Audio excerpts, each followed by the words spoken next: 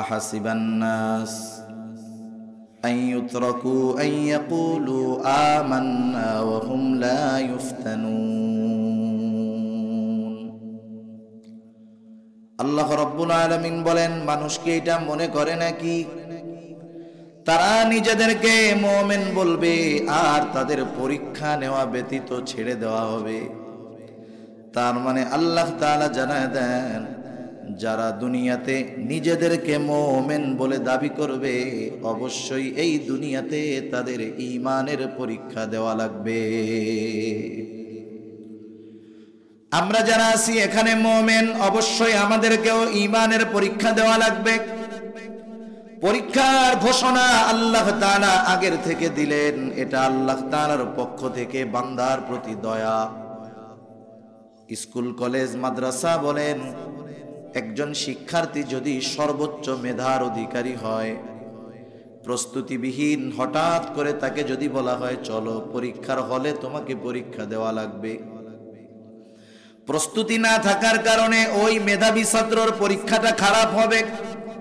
এমন হতে পারে প্রস্তুতি না থাকার কারণে ওই মেধাবী ছাত্রটা পরীক্ষায় ফেল যেতে পারে, ঠিক কিনা বলেন? তাহলে যদি আগের থেকে ঘোষণা দেওয়া হতো অমুক তারিখে তোমার পরীক্ষা নেওয়া হবে, সে প্রস্তুতি নিতে পারতো, তার পরীক্ষার ফলাফলও ভালো হইতো। আল্লাহ তাআলা বড় মেহেরবান, বড় দয়ালু। পরীক্ষা নেওয়ার ঘোষণা আগের থেকে তিনি জানায় দিলেন, যাতে করে কোনো বান্দা পরীক্ষায় ফেল না যায়। যখন স্কুল কলেজ মাদ্রাসার মধ্যে পরীক্ষা হয়, আপনারা বুঝে থাকলে জিজ্ঞাসা করলে মেহেরবানি করে একটু জবাব দিবেন। ওস্তাদ যখন ছাত্রের পরীক্ষা নেয়, ছাত্র যখন পরীক্ষা দেয়, দুনিয়ার মধ্যে এমন কোন শিক্ষক আছে নাকি যে সে চায় যে তার ছাত্র পরীক্ষায় ফেল যাক? কোন শিক্ষক চায়? বরং সে ছাত্র যদি ভালো ফলাফল করে গর্বের সাথে বলে, মেধাবী ছাত্র, ভালো ছাত্র, আমার সাবজেক্টে এত মার্ক পাইছে, গোল্ডেন এ প্লাস পেয়েছে, খুশি হয় ছাত্রর প্রতি মোহাব্বত ভালোবাসার কারণে। আল্লাহ রাব্বুল আলামিন ওস্তাদের চাইতে বেশি ভালোবাসেন, কোনো সন্দেহ নাই। আল্লাহ তাআলা পরীক্ষা নেবেন ঠিক, কিন্তু আল্লাহ তাআলা এটা চান না তার কোনো বান্দা পরীক্ষায় ফেল যাক। এই জন্য আগে আল্লাহ তাআলা জানায় দিলেন, বান্দা ঈমান এনেছো, এই দুনিয়াতে অবশ্যই অবশ্যই তোমাকে ঈমানের পরীক্ষা দেওয়া লাগবে।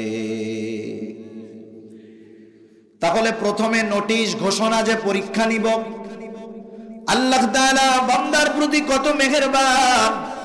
পরীক্ষা নিব, কোন বিষয়ের নিব, কি কি পরীক্ষা নিব সেটাও আল্লাহ তাআলা জানায় দেন। সুবহানাল্লাহ।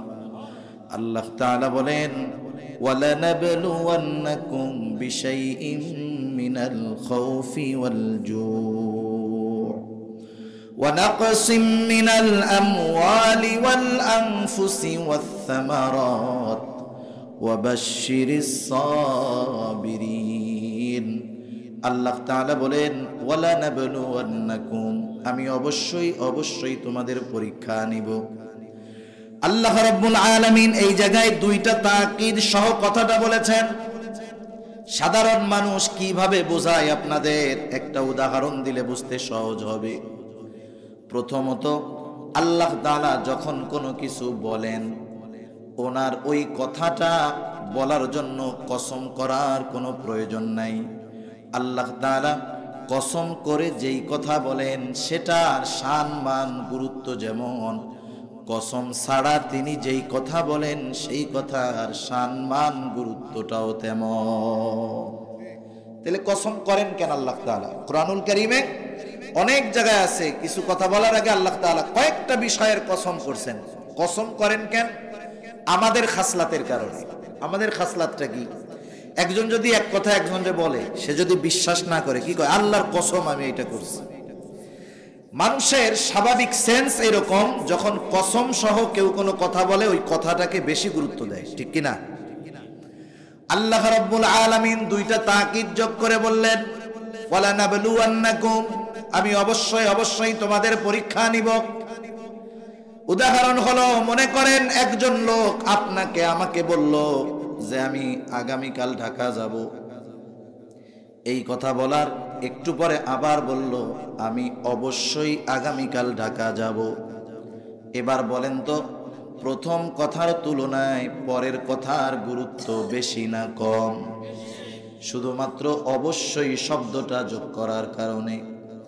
এখন যদি আবার সে বলে আমি অবশ্যই আগামীকাল ঢাকা যাব, এবার বলেন তো আগের দুই কথার চাইতে শেষের কথার গুরুত্ব বেশি না কম? এই দুইটা তাকিদ গুরুত্ব বাড়ানোর জন্য আল্লাহ রব্বুল আলামিন, আমরা জানি বিষয়টাকে অতি গুরুত্বের সাথে গ্রহণ করি, এই জন্য আল্লাহ তাআলা দুইটা তাকিদ যোগ করে বললেন, বান্দা আমি অবশ্যই তোমাদের পরীক্ষা নিব। পরীক্ষা দেওয়াই লাগবে। আল্লাহ তাআলা দয়া করে জানায় দিলেন কোন কোন বিষয়ের পরীক্ষা। আল্লাহ তাআলা বলেন, বিশাইইম মিনাল খাউফ, এক নাম্বার পরীক্ষার বিষয় হলো মুমিন ঈমান এনেছো, কিছুটা ভয় ভীতির মাধ্যমে তোমার ঈমানের পরীক্ষা নেওয়া হবে। ওয়াল জু, ক্ষুধা অভাব দারিদ্রতার মাধ্যমে পরীক্ষা নেওয়া হবে।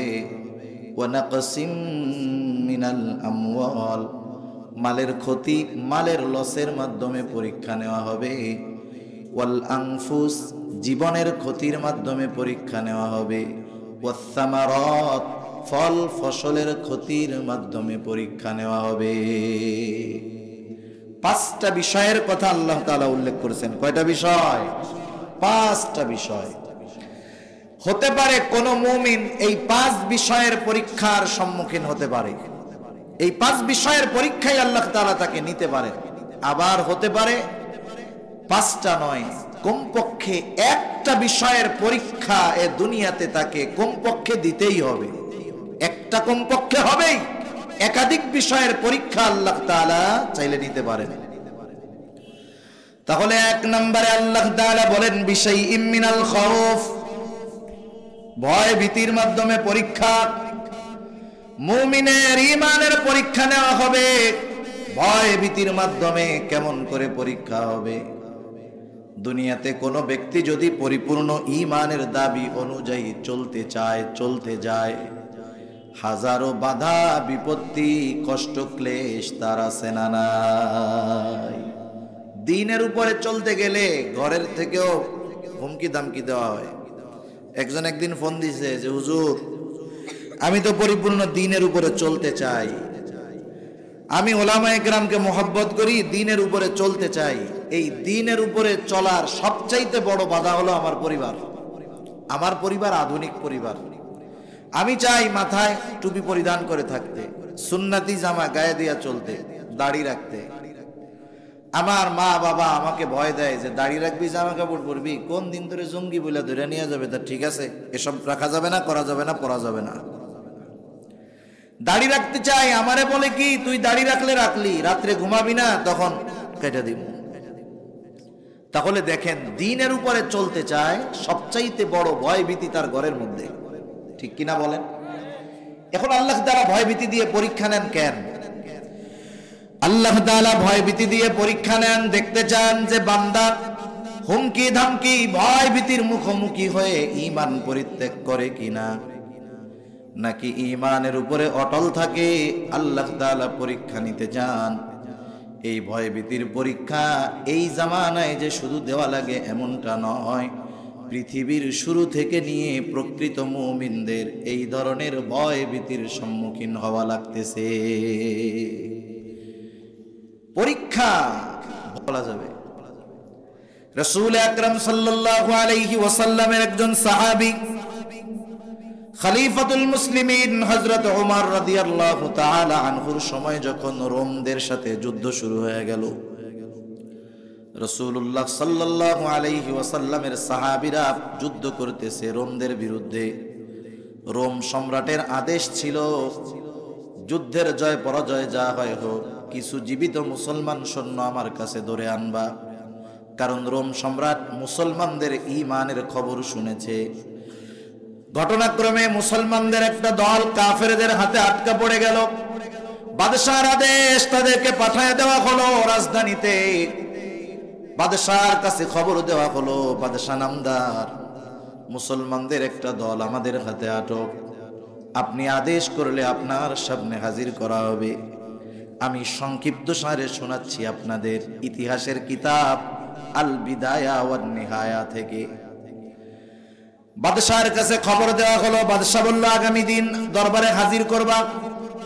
পরের দিন সকালবেলা বাদশাহর আদেশ, আটককৃত মুসলমান সৈন্যদেরকে বাদশাহর সামনে হাজির করা হলো। তাদের দিকে তাকায়া বাদশাহ বলতেছে, এই তোমাদের এই কাফেলা, তোমাদের এই দলের আমির কে, নেতাকে? যুবক একজন দাঁড়িয়ে গেছে, উস্কু খুস্কু চুল। যুবক বলতেছে, আমার নাম, আমি হলাম এই কাফেলার আমির। তোমার নাম কি? বলে, আমার নাম হলো আব্দুল্লাহ ইবনে হুযাফা। বাদশাহ একটা হাসি দিয়ে বলে, আব্দুল্লাহ আমার কাছে আসো, আমার পাশে এসে বসো। আব্দুল্লাহ বাদশাহর পাশে এসে বসলো। দরবারের সব মানুষ চিন্তা করে, আহারে, আমরা তো মনে করছি বাদশাহ এখন আদেশ করবে, কত বড় সাহস! তৎকালীন সময়ের অন্যতম পরাশক্তি রোম আর পারস্য, সেই রোমের বিরুদ্ধে যুদ্ধ করার জন্য আসছে। হয়তো সম্রাট এখনই আদেশ করবে, যাও এদেরকে শিরচ্ছেদ করে দাও, অথবা শুলিতে চড়িয়ে হত্যা করো। এরকম তো কিছু বাদশাহ বলেন না, উল্টা দুশ্মনকে হাসি মুখে পাশে এনে বসাইতেছে। সবাই একটু অন্যরকম কাজ দেখে সবার নজর এবার ওইদিকে, কি হইতেছে এগুলা। বাদশাহ এবার আব্দুল্লাহ ইবনে হুযাফাকে বলে, আব্দুল্লাহ আমার পাশে যে কেউ বসতে পারে না, মন চাইলেই বসতে পারে না, আমি যাকে ভালোবাসি তাকে বসতে দেই। ও আব্দুল্লাহ, তোমাকে দেখার পর তোমার প্রতি আমার একটা ভালোবাসা জাগ্রত হয়ে গেছে। আমি চাই তোমার সাথে আমার একটা মোহাব্বতের সম্পর্ক হয়ে যাক। ও আব্দুল্লাহ, তুমি মুসলিম, আমি খ্রিস্টান, তোমার মুসলমানিত্ব আমার সাথে তোমার সম্পর্কের ক্ষেত্রে বাধা হয়ে দাঁড়ায় গেছে। আব্দুল্লাহ, আমার প্রস্তাব হলো তুমি মুসলমানিত্ব ত্যাগ করে খ্রিস্টান হয়ে যাও। আব্দুল্লাহ, আমি তাহলে তোমাকে মহব্বত করব, ভালোবাসবো। শুধু ভালোবাসবো তা নয়, তোমাকে আমি মুক্ত করে দিব। তুমি হয়তো চিন্তা করতেছো এখান থেকে যাওয়ার পর তোমার এলাকার লোক তোমাকে গ্রহণ করবে না। চিন্তার কোনো কারণ নাই আব্দুল্লাহ, আমি আমার ঘরে সুন্দরী ষোড়শী যুবতী একটা কন্যা আছে, তোমার সাথে বিবাহ দিয়ে দিব। চিন্তা কইরো না, বিবাহের দিন আমার বিশাল রোম সাম্রাজ্যের অর্ধেক আমি তোমার নামে লিখে দিব। আমার মৃত্যুর পর তুমি বাকি অর্ধেকের মালিক হয়ে যাইবা। তুমি হবা এই বিশাল রোম সাম্রাজ্যের একচ্ছত্র অধিপতি। বাংলাদেশের মতো ছোট একটা দেশ না, ভারতীয় উপমহাদেশের চাইতে বড় হবে তৎকালীন সময়ের রোম সাম্রাজ্য। সব কিছু দিতে সে রাজি, বিনিময়ে ঈমান চায়। কি চায়? ঈমানের বিনিময়ে সব দিবে। আপনারা একটু বলেন, কেউ যদি আমার আপনার কাছে আমার আপনার সবচাইতে প্রিয় জিনিসটা চায়, সবচাইতে প্রিয় জিনিস, বিনিময়ে আমি আপনি যেটাকে সবচাইতে বেশি ঘৃণা করি সেইটা দিতে চায়, এই রকম প্রস্তাব যদি কেউ আমাদের কাছে দেয়, এই প্রস্তাব যে দিবে তার প্রতি রাগ হবে কি হবে না? প্রচন্ড রাগ হয়ে যাবে যে আমার সবচাইতে মহব্বতের জিনিসটা চাও আর আমার সবচাইতে অপছন্দের জিনিসটা নিতে বলো, কত বড় সাহস! সাহাবায়ে কেরামের কাছে সবচাইতে প্রিয় সম্পদ ঈমান, সবচাইতে অপছন্দের বস্তু, ঘৃণার বস্তু হলো কুফর। সাহাবায়ে কেরাম দুনিয়া ছেড়ে কুফর ত্যাগ করে ঈমানকে গ্রহণ করেছে। আব্দুল্লাহ ইবনে হুযাফাকে কুফর গ্রহণ করে ঈমান ছেড়ে দুনিয়া নিতে বলা হচ্ছে। আব্দুল্লাহ ইবনে হুযাফা বসে আছে, রাগে শরীরের রক্তগুলা গরম হয়ে গেছে, শরীরের লোমকূপ দিয়ে ঘাম বের হওয়া শুরু হয়ে গেছে, চোখ দুটো রক্তবর্ণ হয়ে গেছে। বসে থাকা আব্দুল্লাহ দাঁড়ায় গেছে। বাদশার দিকে ফিরে আব্দুল্লাহ ইবনে হুযাফা ঈমানি আওয়াজে বলতেছে, এই রোমের কুকুর, তুই কি দুনিয়ার বিনিময়ে আমার ঈমান কিনতে চাস? তুই শুনে রাখ, এত তোর সামান্য রোম সাম্রাজ্য, তুই যদি আমাকে তামাম দুনিয়ার মালিকও বানায় দেস, আমি আব্দুল্লাহ আমার ঈমান তোর কাছে বিক্রয় করব না। যে জিনিস কেউ কখনো দেখে নাই, যে জিনিস কেউ কখনো কল্পনা করে নাই, এই রকম জিনিস যদি আমার আপনার সামনে চলে আসে, এটা দেখার পর মানুষ কিছু সময়ের জন্য হতবাক হয়ে যায়, ভাষা হারায় ফেলে, কি বলে টের পায় না, কি বলবে বুঝতে পারে না। রোমের মানুষ তো কোনোদিন দেখে নাই যে তাদের সম্রাটকে ধমক দিতে পারে এমন লোক দুনিয়ায় আছে, এটা রোমের মানুষ জানতো না। আবার বন্দী মানুষ, একেবারে এক ধমকে পুরা দরবার পিনপতন নীরব হয়ে গেছে। বাদশাহ রাগে ক্ষোভে অন্দরমহলে চলে গেলেন, ভেতরে গিয়ে ফরমান পাঠায়া দিলেন, কত বড় সাহস, ঈমানের বড়াই দেখায়, যাও ওকে জেলখানার মধ্যে আটকায় রাখো, খাবারও দিবা না, পানিও দিবা না, ওর ঈমানের বড়াই কতক্ষণ চলে দেখে ছাড়বো। ডাক্তারকে বলছে, ডাক্তার খোঁজ খবর রাখবা, যখন দেখবা খানা পানির অভাবে অবস্থা বড় করুন, তখন আমার কাছে এসে জানাইবা। আব্দুল্লাহ ইবনে হুযাফাকে জেলখানার মধ্যে আটকায় রাখা হলো। 1 সপ্তাহ হয়ে গেছে, খাবারও নাই, পানিও নাই। আমরা যদি 2 বেলা না খাই, 3য় বেলা যাইয়া বিছানায় শেষ। সেহরির সময় একবারে ডাউনলোড দেই পুরা। অনেকে ফজরের নামাজ পড়তে যায় না, কেন যাস না? কই যে পর্যন্ত গিলছি রুকু দিলে সব বের হয়ে যাবে, সেজন্য নড়াচড়া করে একটু পরে টরে পড়ে আর কি। এত ডাউনলোড দিয়া যখন জোহরের নামাজটা কোনো মতে যায়, দেখবেন অন্যান্য সময়ের তুলনায় রোজার মাসে জোহরের পরে আর আসরের পরে একদল মুসল্লি মসজিদে শুয়ে থাকে, খালি গড়াগড়ি করে, ঘুম কিন্তু আসে না। কি হয়েছে, এমন করো কেন? বলে রোজায় ধরছে, মানে খিদে লেগে গেছে। 1 সপ্তাহ পার হয়ে গেছে, খাবারও নাই, পানিও নাই, জেলখানার মধ্যে শুয়ে আছে আব্দুল্লাহ, বোঝা যায় না বেঁচে আছে নাকি মারা গেছে। ডাক্তার দরজা খুলে ভেতরে ঢুইকা দেখে অবস্থা খারাপ। বাদশার কাছে এসে বলে, ও বাদশা নামদার, আব্দুল্লাহ ইবনে হুযাফার অবস্থা কিন্তু ভালো না, এখন যদি খানা পানি না দেওয়া হয় যে কোনো মুহূর্তে বড় বিপদ হয়ে যেতে পারে। বাদশা বলল, যাও ওর জন্য খাবার আর পানি নিয়ে যাও। কিন্তু খাবার নিবা শুকরের গোশত, পানি নিবা মদ মেশানো পানি, হালাল না হারাম? বাদশাহ আহলে কিতাব ছিলেন, খুব ভালো মতো জানে। 1 সপ্তাহ আব্দুল্লাহ ইবনে হুযাফাকে খাবার দেই নাই, দৈহিক দুর্বলতা হয়েছে। এখন যদি শরীরের মধ্যে হারাম ঢুকায় দেওয়া যায়, ঈমানি দুর্বলতা এসে যাবে। আমাদের সমাজে কিছু মানুষ আছে হারাম খায়, হারাম খায়, আছে না, হারাম খোর আর কি। এরা যত ভালো খাক, এই ভালো খাইয়া যতই শক্তি হোক, কিছুটা দৈহিক শক্তি হতে পারে, কিন্তু ওগুলা ঈমানি শক্তির দিক দিয়ে 0। এজন্য দেখবেন দুনিয়াতে ইসলাম, মুসলমান, কোরআন, সুন্নাহ, উলামায়ে কেরামের বিরোধিতা যারা করে, খোঁজ নিয়া দেখবেন কোনো না কোনো ভাবে ও হারাম খোরের অন্তর্ভুক্ত। কারণ যাদের পেটে হালাল খাবার পড়ে, হারাম উপার্জন করে, এরা ইসলাম, মুসলমান, মাদ্রাসা, কোরআন, সুন্নাহ, উলামায়ে কেরামের বিরোধিতা করতে পারে না। বাদশা ভালো মতো জানে হারাম খাওয়াইতে পারলে ঈমানি দুর্বলতা আসবে। আব্দুল্লাহ ইবনে হুযাফার সামনে খাবার নিয়ে যাওয়া হলো। ডাক্তার বলতেছে, আব্দুল্লাহ খানা খাও, নাইলে কিন্তু অবস্থা খারাপ। তবে শোনো, খাবার হলো শুকরের গোশত আর মদ মেশানো পানি। বলেন তো, আব্দুল্লাহ ইবনে হুযাফা দৈহিক দিক দিয়ে দুর্বল, কিন্তু ঈমানের দিক দিয়ে দুর্বল নাকি? ঈমানি পরীক্ষার একটা ধাপ আছে, স্টেজ আছে। ওই অবস্থা যদি কেউ অতিক্রম করতে পারে, এরপরে পরীক্ষা যত কঠোর হয়, ঈমান আর দমে না, ওর ঈমান তত মজবুত হয়। আব্দুল্লাহ ইবনে হুযাফার অবস্থা এইটা। এখন তার ঈমানি শক্তি আছে, বলে ডাক্তার এগুলো সরায় ফেলো, আমার জীবনও যদি চলে যায়, হারাম খাবার আমি ঠোঁটে লাগাবো না। ডাক্তার চলে গেছে বাদশার কাছে, গিয়ে বলে বাদশাহ ও জীবন দিবে তবু হারাম খাবে না। বাদশাহ এবার চূড়ান্ত পর্যায়ে রাগান্বিত হয়ে গেলেন। বাদশাহ বলতেছে, যাও আগামী দিন সকাল বেলায় বড় ডেকসির মধ্যে তেল গরম করবা। বাদশাহর আদেশে পরের দিন সকালে বড় পাতিলের মধ্যে তেল গরম করা হলো। ফুটন্ত তেল টকবক করতেছে।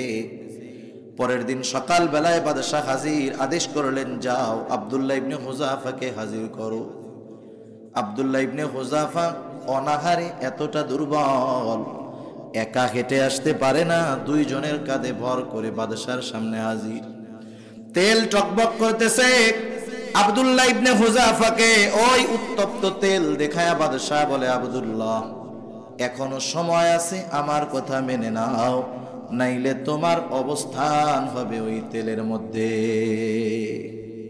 পরীক্ষার কঠোরতা বাড়ে না কমে? আব্দুল্লাহ ইবনে হুযাফার ঈমানি হালত বাড়ে না কমে? আব্দুল্লাহ ইবনে হুযাফা এবার বলে, না বাদশাহ না, আমি জীবন দিব তবু ঈমান ত্যাগ করব না। বাদশাহ বলে, আব্দুল্লাহ তুমি কি জানো কি পরিণতি হবে? বাদশাহ আদেশ করলো, যাও জেলখানা থেকে একজন মুসলমান কয়েদি ধরে আনো। বাদশাহর আদেশে একজন মুসলিম কয়েদি ধরে আনা হলো। বাদশাহ আদেশ করলো, যাও একে তেলের মধ্যে ফেলে দাও। বাদশাহর আদেশে যখন তাকে ফুটন্ত তেলের মধ্যে ফালায়া দেওয়া হয়, মুহূর্তের ভিতরে হাড্ডি থেকে মাংসগুলো আলাদা হয়ে গেল, কিমা ভাজার মতো হয়ে গেছে। শাহাদাতের অমিয়ে সুধা পান করলো লোকটা। বাদশাহ বলে, আব্দুল্লাহ তোমার পরিণতি অমনি হবে, আমার কথা মানো। আব্দুল্লাহ ইবনে হুযাফা বলে, বাদশাহ আমি জীবন দিতে প্রস্তুত, তবু আমি ঈমান ছাড়ব না। বাদশাহ বলে, যাও ওরেও তেলের মধ্যে ফালায়া দাও। এবার দুইজন ধরে ধরে তাকে তেলের পাত্রের কাছে নিয়ে যাচ্ছে। এতক্ষণ আব্দুল্লাহ ইবনে হুযাফা স্বাভাবিক, কিন্তু এখন কান্না শুরু করে দিল। বাদশাহ বলে, আব্দুল্লাহ কাপুরুষের মতো কান্না করো কেন? তোমার কি মৃত্যুর ভয় হয়? জীবনের জন্য মায়া হয় নাকি? মরার ভয়ে কান্না করো নাকি? আব্দুল্লাহ ইবনে হুযাফা বলে, না বাদশাহ, না না, আমি মৃত্যুর ভয়ে কান্না করি না। কারণ প্রকৃত মুমিন মূলত মৃত্যুকে ভয় পায় না, কারণ মৃত্যুর মাধ্যমে তো আল্লাহর সাথে মিলিত হওয়া যায়। যারা মুরব্বী, দিনদার মুরব্বী, দিনদার মুরব্বী, জীবনের অন্তিম মুহূর্তে পৌঁছায়া গেছে, দাড়ি চুল পাইয়া গেছে, দিনদার, চামড়া ঝুলে গেছে, গিয়ে যদি জিজ্ঞাসা করা হয়, চাচা দাদা জীবনের শেষ সময় এসে গেছে, এখন মনে কি চায়? দিনদার মানুষের জবাব হইল, এখন আর কিছু মন চায় না, একটু দোয়া কইরো জানি ইমানটা নিয়ে মরতে পারি, এইটাই কিন্তু চাই। আর যেটা দুনিয়াদার, ও যদি আইসিইউর মধ্যেও থাকে, কোনো মতে জান আছে আর কথা কইতে পারে, দুনিয়াদার কি মন চায়? আর দুনিয়ায় বলে, ছেলে তো চারটা, তিনটারে ঢাকা শহরে তিনটা বাড়ি বানাই দিলাম, ছোটটারে বানাই দিতে পারলাম না। ওরে যদি ঢাকা একটা বাড়ি বানাইয়া দিয়া মরতে পারতাম, তাহলে মইরাও শান্তি পাইতাম। কি টেনশন মুক্ত দুনিয়াদার। আর দিনদার সে চিন্তা করে ঈমান নিয়ে মরতে হবে, মরা ভয় না, ভয় হলো ঈমান নিয়ে মরতে পারবো কিনা।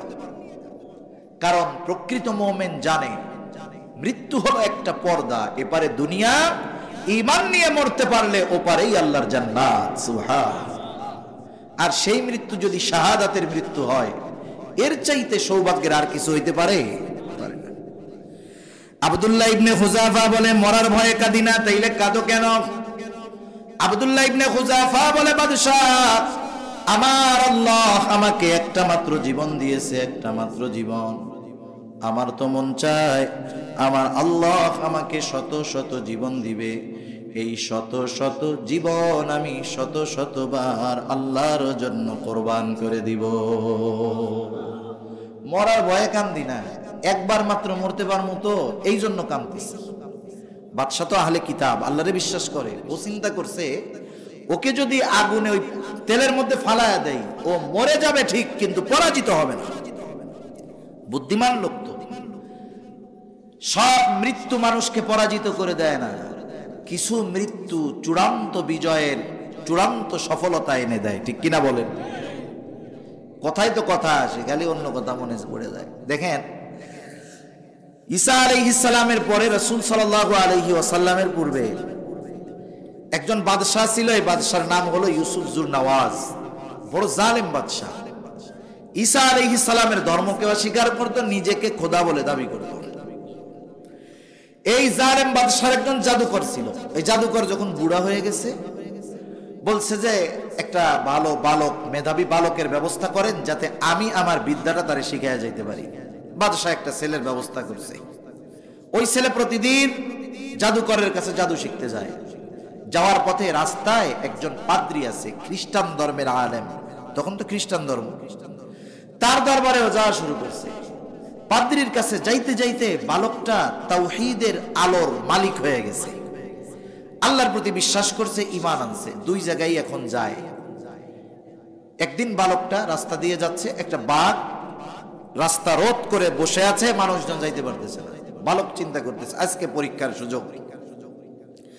হাতের মধ্যে একটা পাথর নিয়ে বলতেছে আজকে পরীক্ষা হবে, দেখি কার কে হকের উপরে আছে। এইবার বালকটা ওই পাথর নিক্ষেপ করার আগে বলতেছে, পাদ্রী যদি হকের উপরে থাকে, পাদ্রীর ধর্ম যদি সত্য হয়, এই পাথরের আঘাত বাঘের গায়ে লাগলে বাঘ যেন মারা যায়। এই নিয়ত করে যখন এই বালক হাতের পাথরটা বাঘের উপরে নিক্ষেপ করলো, পাথরটা লাগার সাথে সাথে বাঘটা মরে গেল। এইবার ওই বালক গিয়া পাদ্রীর কাছে বলতেছে, এই ঘটনা, আমি এই কাজ করেছি। এ কথা বলার সাথে সাথে বাঘটা মারা গেছে। পাদ্রী বলে, বালক, তুমি তো আল্লাহ তাআলার ফজলে আমার চাইতে উপরে চলে গেছো, তোমার ঈমান এখন পরিপূর্ণ হয়ে গেছে বালক। এখন তোমাকে অবশ্যই পরীক্ষার সম্মুখীন হওয়া লাগবে, মুসিবত আসবে, কিন্তু তুমি আমার কথা কাউকে বলো না।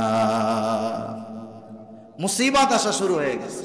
বাদশার দরবারে একটা লোক ছিল অন্ধ, চোখে দেখতো না। আল্লাহ তাআলা ওই বালকরে এই যোগ্যতা দিয়েছে, সে অন্ধের দৃষ্টিশক্তি আল্লাহর ফজলে ফিরাইয়া দিতে পারত।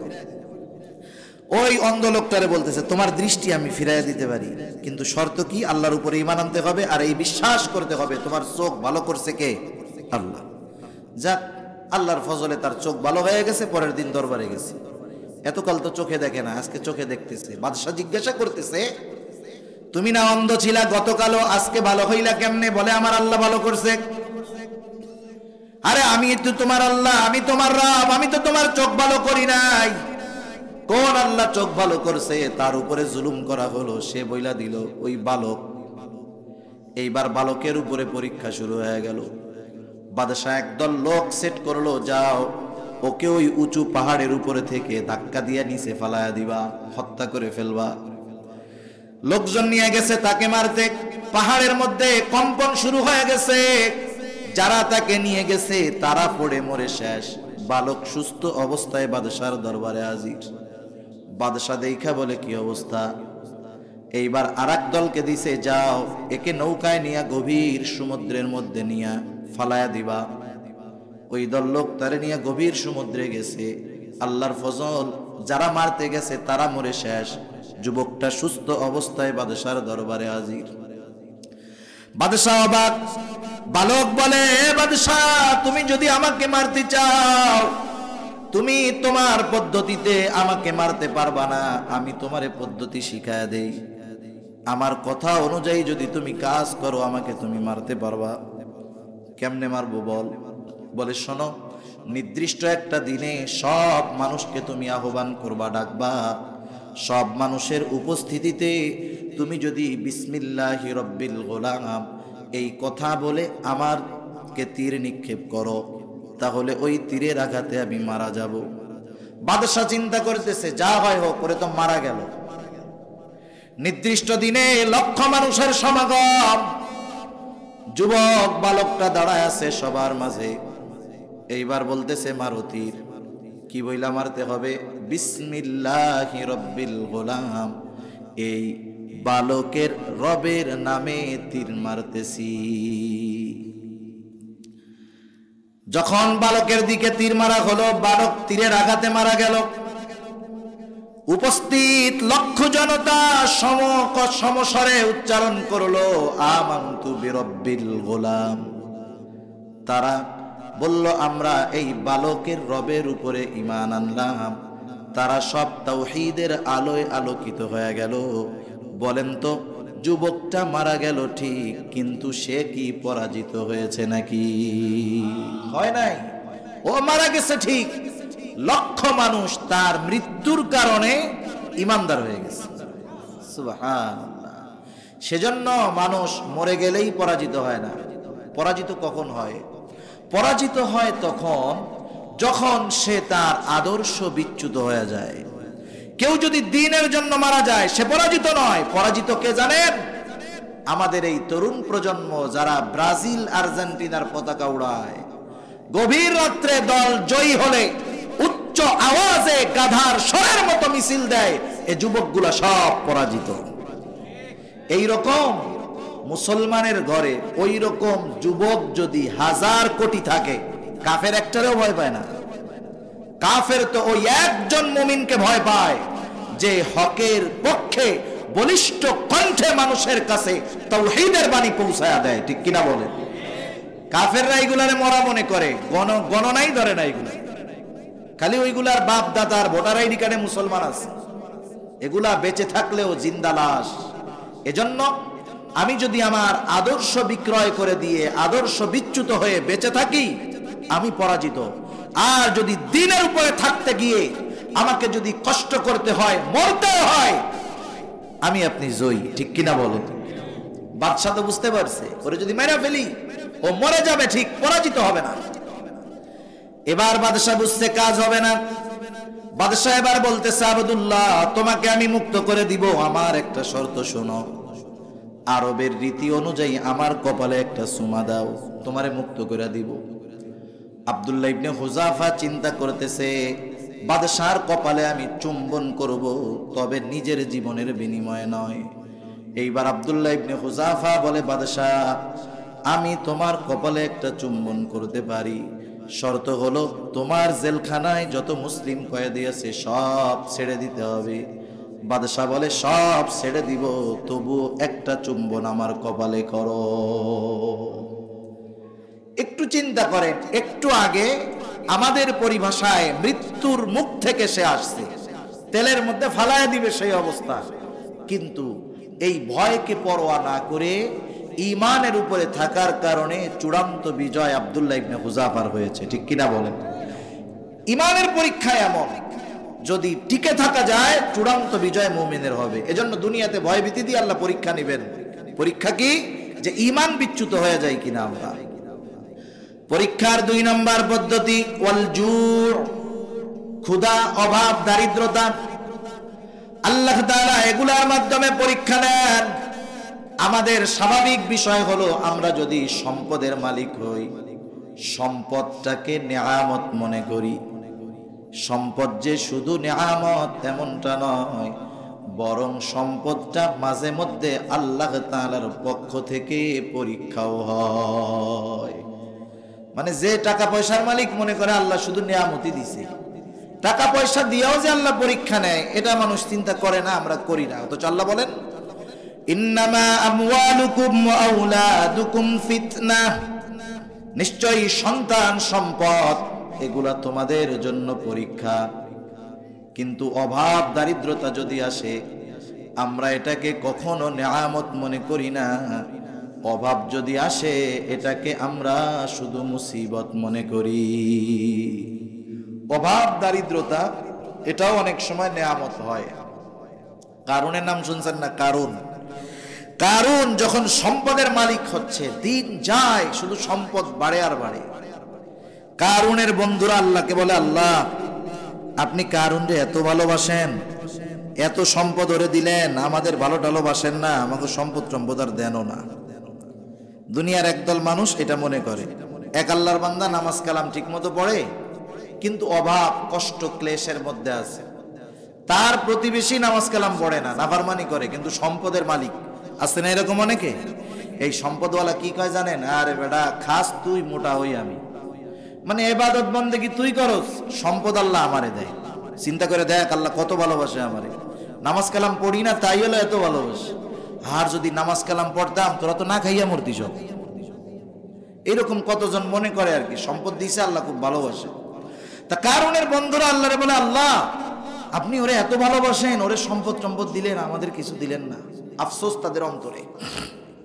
এখন কারুনকে এক সময় মুসা আলাইহিস সালাম যাকাত দিতে বলছে। কারুন তো যাকাত দিলই না, বরং মুসা আলাইহিস সালামকে জঘন্য অপবাদ দেওয়ার লক্ষ্যে একজন দুশ্চরিত্রা নারীকে ভাড়া করলো, জেনার অপবাদ দিবে। আল্লাহ তাআলা বরদাস্ত করলেন না। কারুনের সম্পদ সহ আল্লাহ তাআলার গজব তার উপরে পতিত হলো। সম্পদ সহ কারুন জমিনের নিচে ডাবতে থাকলো। মুফাসসিরিনে কেরাম বলেন, এখনো সে জমিনের নিচে সম্পদ সহ ডাবতেছে, কিয়ামত পর্যন্ত ডাবতে থাকবে। কারুনের ওই দুর্দশা যখন তার গরিব বন্ধুরা দেখলো, এইবার তারা বলে, আল্লাহ আমরা তো বুঝতে পারি নাই, আপনি কারুনকে সম্পদ দিয়েছেন ঠিক, ওকে আপনি ভালোবাসেন নাই। আমাদেরকে সম্পদ দেন নাই ঠিক, আপনি আমাদেরকে ঠিকই ভালোবেসেছেন। কারণ যদি সম্পদ আমাদেরকে দিতেন, আমরাও হয়তো কারুনের মতো অবাধ্য হইতাম, আমাদের পরিণতিটাও ওইরকম হইতো। আপনি দেন নাই ঠিক, কিন্তু বাস্তবে ভালোবাসেন বেশি। এক বাপের এক ছেলে, কথা বুঝতেছেন আপনারা? ঘুমাসতেছে নাকি? একটু তাকবীর দেই, নারায়ে তাকবীর। আর একটু জোরে, নারায়ে তাকবীর।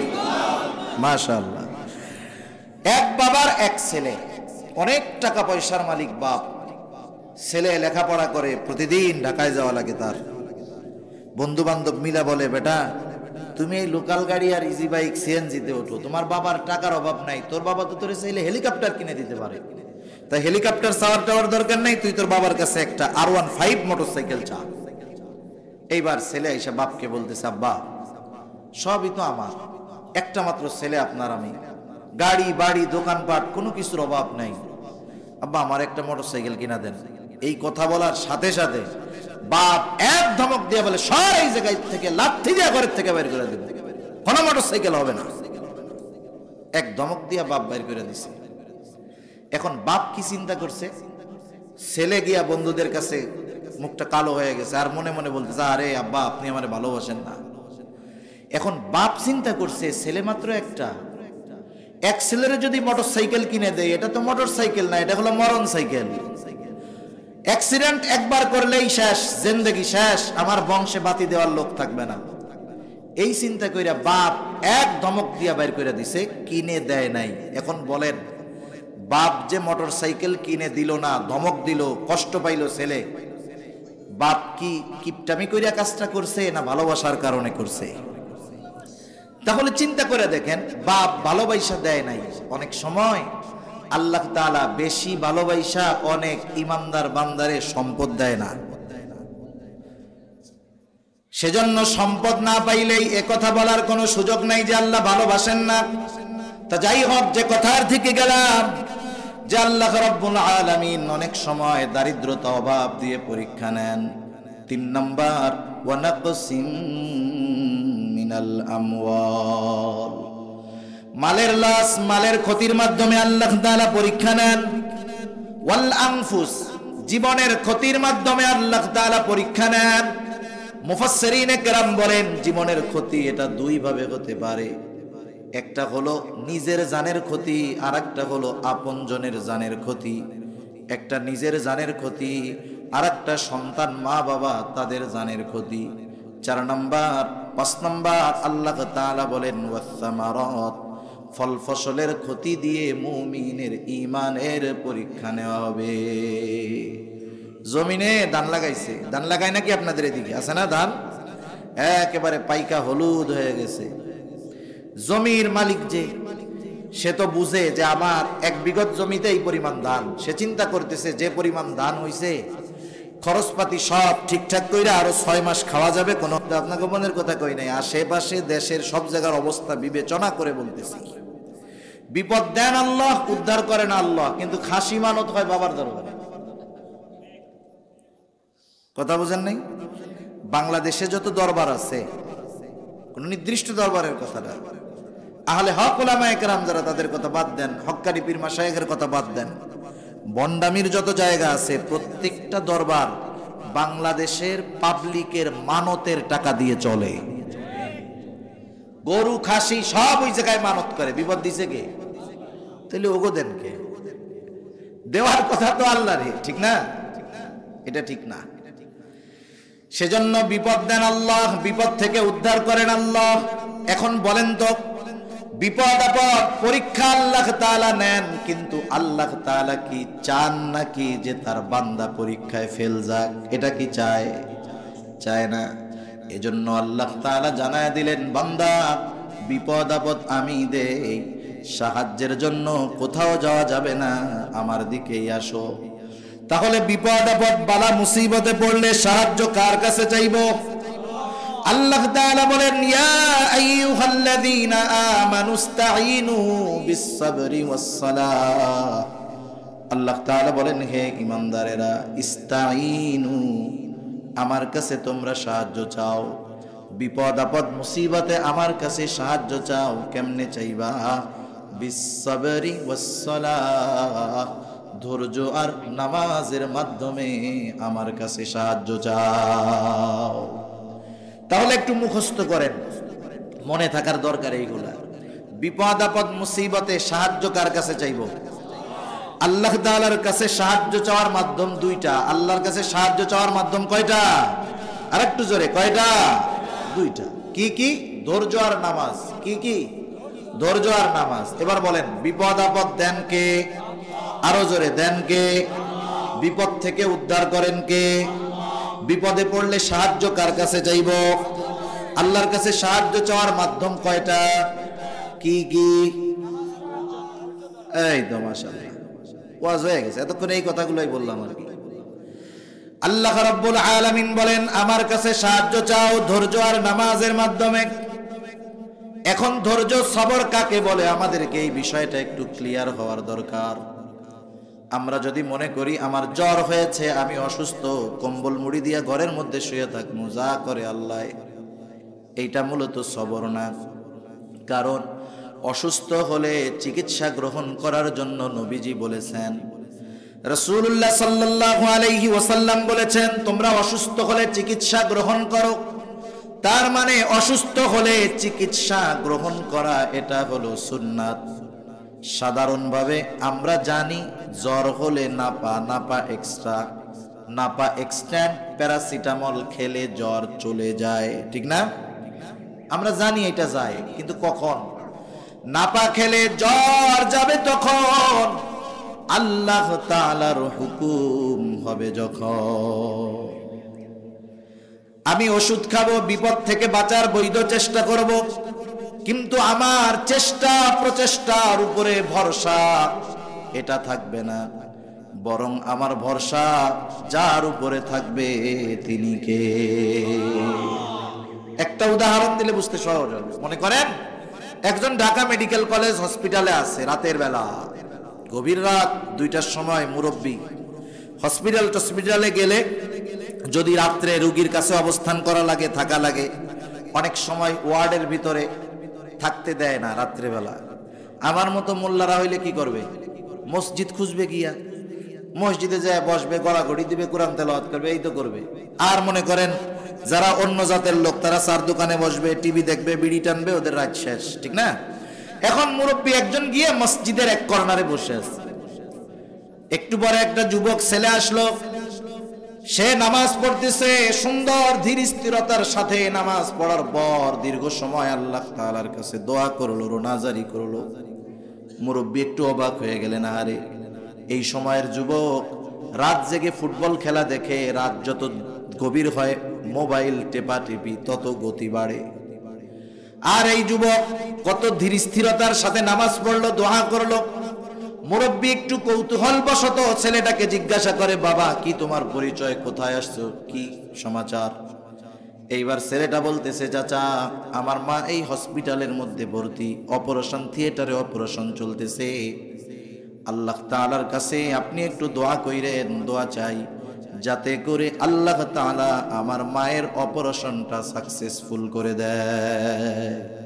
এরকম দোয়া আমাদের কাছে অনেকে চায়, কি বলে, আমার বাবার অপারেশন একটু দোয়া করেন, আল্লাহ যেন অপারেশনটা সাকসেসফুল করে। দোয়া চায় না? আমরাও অনেকের কাছে চাই। বুঝে শুনে জবাব দেন তো একটু। অপারেশন থিয়েটারের মধ্যে অপারেশন ডাক্তার করে নাকি আল্লাহ করে? কে করে? কেউ কেউ কে আল্লাহ করে। কে করে অপারেশন? ডাক্তার করে। ছেলে দোয়া চাইছে কি কয় আল্লাহ জানি সাকসেসফুল করে। তার মানে এখানেই হলো সবরের কম্বিনেশন। ছেলেটা এই কথা বিশ্বাস করে যে অপারেশন ডাক্তার করে ঠিক, কিন্তু ডাক্তার অপারেশন সাকসেসফুল করতে পারে না। অপারেশন থিয়েটারে অপারেশন করে ডাক্তার, আর অপারেশন সাকসেসফুল করেন যিনি, তিনি কে? যদি অপারেশন সাকসেসফুল করার ক্ষমতা ডাক্তারের কাছে থাকতো, তাইলে গোটা দুনিয়ার কোন ডাক্তার অপারেশনের টেবিলে কোন ডাক্তারের কোন রোগী মারা যাইত না। বাংলাদেশের বড় বড় হসপিটালগুলোর মধ্যে যান, প্রতিদিন 50, 60, 100 জন রোগী অপারেশন থিয়েটার থেকেই শেষ। সবরের কম্বিনেশন, অর্থাৎ বিপদ আপদ মুসিবতে পড়লে ওই বিপদ থেকে বাঁচার বৈধ চেষ্টা করতে হবে, কিন্তু ওই চেষ্টা প্রচেষ্টার উপরে ভরসা নয়, ভরসা থাকবে আল্লাহ তাআলার উপর।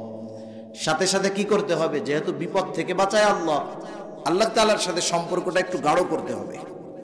কারণ যে যত কাছের মানুষ, তার দ্বারা উপকৃত হওয়া তত সহজ, ঠিক কিনা? আল্লাহ তাআলা বললেন 1 নাম্বার সবর, 2 নাম্বার সালাত, নামাজ।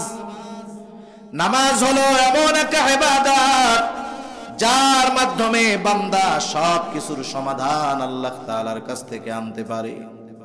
একের পর এক শুধু ইতিহাস মনে আসে। তারিখে দামেস্ক, খলিফাতুল মুসলিমিন হযরত ওমর রাদিয়াল্লাহু তাআলা আনহুর সময়ের ঘটনা। মদিনার মধ্যে দুর্ভিক্ষ লেগেছে, দুর্ভিক্ষ, খাবারের দাম আকাশচুম্বী, সব মানুষের কেনার মতো সামর্থ্য নাই। খলিফাতুল মুসলিমিন ওমর রাদিয়াল্লাহু তাআলা নিজের দায়িত্বের ব্যাপারে এতটা সচেষ্ট এবং সচেতন ছিলেন, তিনি বলতেন, তিনি অবস্থান করতেন মদিনায়, আর তিনি বলতেন ওই সুদূর ফুরাত নদীর তীরেও যদি একটা কুকুর পিপাসায় কাতর হয়ে মারা যায়, ওই ব্যাপারেও আল্লাহর সামনে আমাকে জবাবদিহিতা করতে হবে। নিজের দায়িত্বের ব্যাপারে কতটা সচেতন চিন্তা করে দেখেন। দুর্ভিক্ষ লেগেছে, হযরত ওমর রাদিয়াল্লাহু তাআলা আনহু চিন্তিত হয়ে গেছেন। এশার নামাজের পর বিশিষ্ট সাহাবাদেরকে নিয়ে পরামর্শ করলেন কি করা যায়। পরামর্শ আসলো আগামী দিন সকাল বেলায় বিভিন্ন এলাকায় খাদ্য আমদানির জন্য পাঠায় দেওয়া হোক। একদল মিশর যাবে, একদল ইয়েমেন, আর একদল সিরিয়া। সব কিছু ঠিক করা হয়ে গেল। রাতের শেষ প্রহর সবাইকে বলা হলো ফজরের নামাজের পর কাফেলা বিদায় করা হবে। খলিফাতুল মুসলিমিন হযরত ওমর বাসায় চলে গেলেন। ক্লান্ত খলিফাতুল মুসলিমিন পায়চারি করতেছেন, চোখের মধ্যে ঘুম আসে না। হাঁটতেছেন, হঠাৎ করে তন্দ্রাচ্ছন্নতা ভাব, ঘুম ঘুম ভাব, ঘুম আসে নাই। খলিফা ক্লান্ত দেহটা বিছানার মধ্যে এলায়া দিলেন। চোখ দুটা ক্লান্তিতে বুজে আসতেছে, বন্ধ হয়ে আসতেছে। ইতিমধ্যে তিনি স্বপ্ন দেখতেছেন। স্বপ্নে দেখতেছেন হযরত ওমর রাদিয়াল্লাহু তাআলা আনহুর সামনে মুহাম্মাদুর রাসূলুল্লাহ সাল্লাল্লাহু আলাইহি ওয়াসাল্লাম হাজির হয়ে গেছে। স্বপ্নে দেখতেছে নবীজি উপস্থিত, কিন্তু নবীজির চেহারাটা মলিন। খলিফাতুল মুসলিমিন জিজ্ঞাসা করতেছে, ইয়া রাসূলুল্লাহ, আপনার চেহারাটা কেন মলিন দেখা যায়? আল্লাহর নবী বলতেছে, ও ওমর, দুর্ভিক্ষ থেকে বাঁচার জন্য বিভিন্ন পদ্ধতি গ্রহণ করলাম। আমি কি তোমাদেরকে বিপদ আপদ মুসিবত দুর্ভিক্ষ থেকে বাঁচার আমল শিখায়া দেই নাই? আমি কি তোমাদেরকে সালাতুল হাজত শিখায়া দেই নাই? ইতিমধ্যে মসজিদে নববীর মিনার থেকে আজানের ধ্বনি ভেসে আসলো। খলিফাতুল মুসলিমিনের ঘুম ভেঙে গেল। নামাজে চলে গেলেন। মসজিদে নামাজ শেষ করার পর ঘুরে বসলেন। বললেন, কোন কাফেলা কোথাও যাওয়া লাগবে না, ঘরে ঘরে সালাতুল হাজতের আমল শুরু করে দাও। ঐতিহাসিকেরা লিখেন 1 সপ্তাহ লাগে নাই, মদিনার ঘরে ঘরে সালাতুল হাজতের আমল, এক সপ্তাহ লাগে নাই, মদিনার বাজারের অভাব আল্লাহ তাআলা দূর করে দিলেন। সেজন্য নামাজ হলো সকল সমস্যার সমাধানের মাধ্যম। কেন? কারণ নামাজের মাধ্যমে বান্দা আল্লাহ তাআলার সাথে কথোপকথনে লিপ্ত হয়ে যায়। তাকবীরে তাহরিমা বলে যখন বান্দা নামাজের মধ্যে ঢুকে যায়, দুনিয়ার অনেক ভালো কাজ, বৈধ কাজ, উত্তম কাজ তার জন্য নিষিদ্ধ হয়ে যায়। কারণ কি? কারণ হলো তখন বান্দা আল্লাহর সাথে কথোপকথনে লিপ্ত হয়। সহিহ মুসলিমের হাদিস, হাদিসের মধ্যে এসেছে, বান্দা যখন তিলাওয়াত শুরু করে বলে আলহামদুলিল্লাহি রাব্বিল আলামিন, আর আল্লাহ তাআলার পক্ষ থেকে জবাব আসে হামিদানি আবদি। বান্দা আল্লাহর প্রশংসা করে আর আল্লাহ তাআলা বলে হামিদানি আবদি, আমার বান্দা আমার প্রশংসা করছে। সুবহানাল্লাহ। প্রত্যেকটা আয়াত সে পড়ে আর আল্লাহ তাআলা তার ওই তিলাওয়াতের জবাব দেয়। বান্দার সাথে আল্লাহর কি চলে? কথোপকথন চলে। এরপরে বান্দা রুকু করে, সিজদার মধ্যে যায়। আল্লাহ তাআলা বলেন ওয়াসজুদ ওয়াকতারিব, সিজদা করো আর নৈকট্য অর্জন করো। নামাজের মাধ্যমে বান্দা আল্লাহর সবচাইতে নৈকট্য অর্জন করে। তাহলে বিপদ আপদ মুসিবতে পড়লে সাহায্য চাওয়ার মাধ্যম হলো দুইটা। এক নাম্বার সবর, দুই নাম্বার হলো সালাত, ধৈর্য আর নামাজ।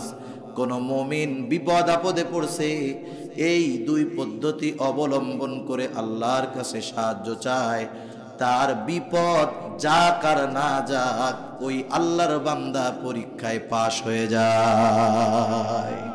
অসুস্থ হইছে, এই দুই পদ্ধতি অবলম্বন করে সাহায্য চাইছে, ওই রোগে সে মরেই গেছে, মারা গেছে ঠিক, পরীক্ষায় ফেল না পাস? পাস। আল্লাহ তাআলা দেখেন কত মেহেরবান।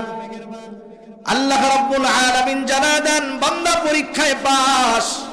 এখন তুমি আর সাধারণ মুমিন নাই, তুমি হয়ে গেছো এখন সবের মুমিন। শুধু মুমিন নয়, সবের মুমিন, ধৈর্যশীল মুমিন, ধৈর্য ধারণকারী মুমিন। আর আল্লাহ তাআলা বলেন ইন্নাল্লাহা মাআস সাবিরিন, নিশ্চয়ই ধৈর্যশীলদের সাথে কে আছেন? আরেকটু জোরে বলি, আছেন কে? আল্লাহ তাআলা। আল্লাহ তাআলা যার সাথে থাকে, বিপদ আপদ যত হোক, কোনো চিন্তা পেরেশানি আছে? বিপদ যত বড় হোক, আল্লাহর সাথে থাকলে কোনো ভয় আছে? মুসা আলাইহিস সালাম উম্মতদেরকে নিয়ে সাগরের পাড়ে চলে আসছে।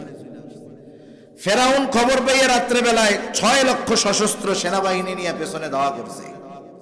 পার হওয়ার নৌকাও নাই, কোনো ব্যবস্থাও নাই, সবাই নদীর তীরে অপেক্ষা করতেছে কখন দিন হবে, যে কোনো পদ্ধতিতে দরিয়া পাড়ি দিয়ে যদি অপর পারে যাইতে পারি, আর কোনো চিন্তা নাই। ইতিমধ্যে রাতের আধার কেটে গেল, দিনের আলো ফুটে উঠল। অবস্থা কি? আল্লাহ তাআলা বলেন ফালাম্মা তারা আল জামআনি ক্বালা আসহাবু মূসা ইন্না লামুদরাকুন। আল্লাহ রাব্বুল আলামিন বলেন যখন এক পক্ষ অপর পক্ষকে দেখতে পায়, মূসা আলাইহিস সালামের উম্মত দেখতেছে ওই যে ফেরাউন তার সশস্ত্র বাহিনী নিয়ে আমাদের দিকে ধেয়ে আসতেছে, ফেরাউন বাহিনীও দেখতেছে ওই যে তারা দাঁড়ায় আছে। মূসা আলাইহিস সালামের উম্মত এতটা ভীত হয়ে গেছে, তারা বলতেছে মূসা ইন্না লামুদরাকুন, যে আমরা ধরা পড়ে গেছি।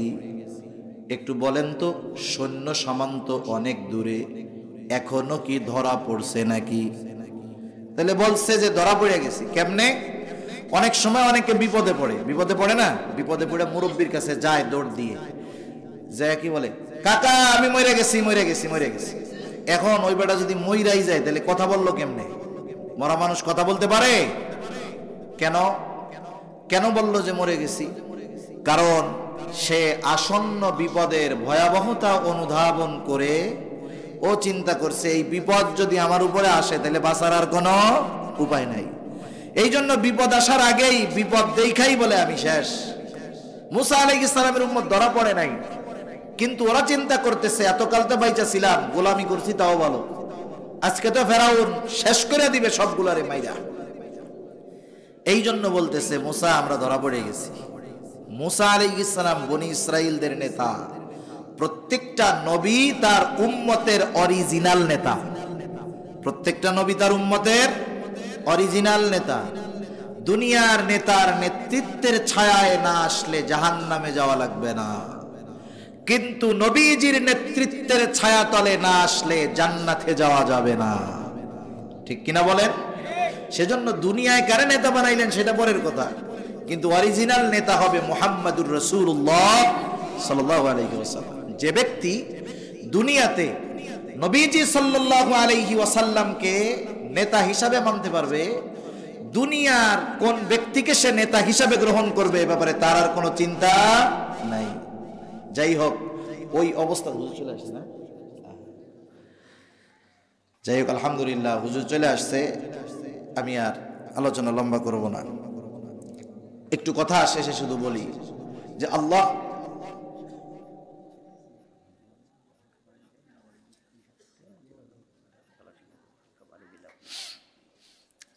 তাহলে মুসা আলাইহিস সালাম এবার দাঁড়ায় গেছেন, দাঁড়ায় কি বলতেছে? বক্তব্য দিচ্ছে। উম্মত তো ভয়ভীতির মধ্যে আছে, উম্মত তো ভয়ভীতির মধ্যে আছে, আর মুসা আলাইহিস সালাতু ওয়াস সালাম উম্মতকে বক্তব্য দিচ্ছেন, জানায়া দিচ্ছেন যে তোমরা বলতেছো যে ধরা পড়ে গেছি। আল্লাহ সুবহানাহু ওয়া তাআলা, আর অল্প সময়, আমি আপনাদের কষ্ট দিব না বেশি সময়। মুসা আলাইহিস সালাম কি বলতেছেন? তারা বলছে ধরা পড়ে গেছে। মুসা আলাইহিস সালাম বলেন কাল্লা ইন্না মাইয়া রাব্বি সায়াহদিন। তারা বলল মুসা ধরা পড়ে গেছি, আর মুসা আলাইহিস সালাম বলেন কাল্লা, কখনোই ধরা পড়ব না। তারা যে আমাদেরকে কখনোই ধরতে পারবে না এর কারণ হিসাবে মুসা আলাইহিস সালাম বলেন ধরা পড়ব না, এর কারণ হলো ইন্না মাইয়া রাব্বি, আমার সাথে কে আছে? আমার রব আছে। সেজন্য আল্লাহ তাআলা যদি সাথে থাকেন, বিপদ যত ভয়াবহ হোক না কেন উদ্ধার করেন কে? আল্লাহ তাআলা উদ্ধার করেন। তো যাই হোক, এই 5 বিষয়ের পরীক্ষা আল্লাহ তাআলা নেবেন, আর পরীক্ষা যখন আসবে যারা 2 পদ্ধতি অবলম্বন করে আল্লাহর কাছে সাহায্য চাইবে তারা পরীক্ষায় পাস, তারা হলো সাবের মুমিন। আর সাবের মুমিন যারা, তাদের ব্যাপারে আল্লাহ তাআলা বলেন বাশশিরিস সাবিরিন, আপনি ধৈর্য ধারণকারীদেরকে সুসংবাদ জানায় দেন তথা জান্নাতের সুসংবাদ। প্রত্যেকটা জিনিসের প্রাথমিক আলামত আছে। সাবের মুমিন কারা? আল্লাহ তাআলা বলেন বাশশিরিস সাবিরিন আল্লাযীনা ইযা আসাবাতহুম মুসিবা ক্বালু ইন্না লিল্লাহি ওয়া ইন্না ইলাইহি রাজিউন। সুসংবাদ জানায় দেন ওই সমস্ত ধৈর্য ধারণকারীদেরকে, তাদের উপরে যখন কোনো বিপদ আপদ বালা মুসিবত পতিত হয় তারা বলে ইন্না লিল্লাহি ওয়া ইন্না ইলাইহি রাজিউন। এই দোয়া সবার জানা আছে না আমাদের? কিসের দোয়া বলেন তো? কিসের দোয়া? মানুষ মরার দোয়া, তাই তো? হ্যাঁ, এক জায়গায় জিজ্ঞাসা করছি, অধিকাংশ মানুষ বলে এই দোয়া হলো মানুষ মরার দোয়া। না, যত বিপদ আপদ মুসিবত আছে সব বিপদ আপদ বালা মুসিবতে এই দোয়া পড়ার শিক্ষা দিয়েছেন কে? আল্লাহ তাআলা দিয়েছেন। শুধু তাই না, এই আয়াতের তাফসিরে সুন্দর একটা দোয়া নবীজি আমাদের শিখায়া দিয়েছেন, ছোট্ট একটা দোয়া, এত গুরুত্বপূর্ণ দোয়া। নবীজি বলেন বিপদ আপদ মুসিবতে পতিত হয়ে কোন মুমিন যদি ওই দোয়া পাঠ করে, বিপদ আপদ মুসিবতে সে যা হারায় তার চাইতে উত্তমটা আল্লাহ তাআলা তাকে ফিরায়া দেয়। সুবহানাল্লাহ। এই দোয়াটা আমরা মুখস্থ করতে রাজি আছি কারা? সামনে যারা আছেন একটু হাত উঁচা করেন। নারায়ে তাকবীর। শিখতে রাজি আছি তো? শিখা আমল করবো ইনশাআল্লাহ, করা যাবে না? মাশাআল্লাহ, আমরা হাত নামাই। আমি দোয়াটা বলার আগে 1-2 মিনিট দোয়াটা বলার আগে, এই দ্বীনি প্রতিষ্ঠান শুরুতেই বলছি, আর্মির ক্যাম্প যেমন মানুষের জীবনের নিরাপত্তার কারণ হয়, এই দ্বীনি প্রতিষ্ঠানগুলা মানুষের ঈমান হেফাজতের দুর্গ হিসাবে কাজ করে। সেজন্য যেহেতু আমার জিন্দেগীর সবচাইতে বড় সম্পদ ঈমান, এই ঈমান হেফাজতের দায়িত্বে যারা নিয়োজিত আছে তাদের উপরেও তো আমাদের কিছু দায়িত্ববোধ আছে, ঠিক কিনা বলেন? আপনারা সেই দায়িত্ববোধ দোয়ার মাধ্যমে, দাওয়ার মাধ্যমে করতেছেন, আলহামদুলিল্লাহ। আমাদের সম্মানিত